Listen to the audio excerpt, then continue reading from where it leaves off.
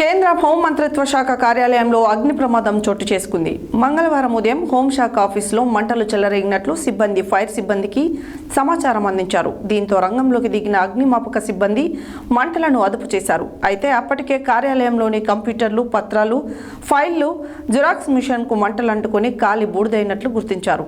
కేంద్ర హోంమంత్రిత్వ శాఖ ఆఫీసులో అగ్ని ప్రమాదం జరిగిన సమయంలో కేంద్ర హోంమంత్రి అమిత్ షా అక్కడ లేరని అధికారులు వెల్లడించారు.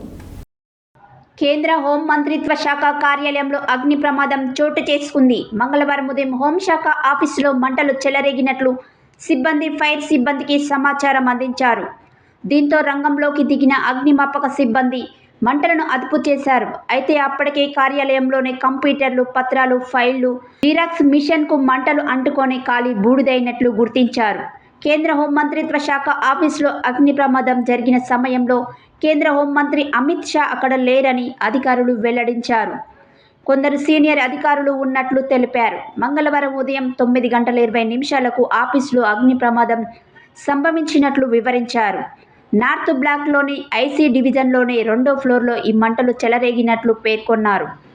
అమిత్ షా ఆఫీసులో ఫైర్ యాక్సిడెంట్ అయిందని అధికారులు ఇచ్చిన సమాచారంతో వెంటనే అగ్నిమాపక శాఖ అధికారులు హుటాహుటిన ఘటన స్థలానికి చేరుకున్నారు.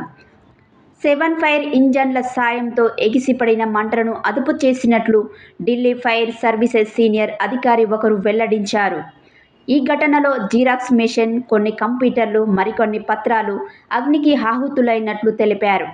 ప్రమాద సమయంలో కేంద్ర హోంమంత్రి అమిత్ షా భవనంలో లేరని పలువురు సీనియర్లు, అధికారులు ఉన్నట్లు పేర్కొన్నారు. ఈ ఘటనలో ఎవరికీ ఎలాంటి గాయాలు కాకపోవడంతో అంతా ఊపిరి పీల్చుకున్నారు.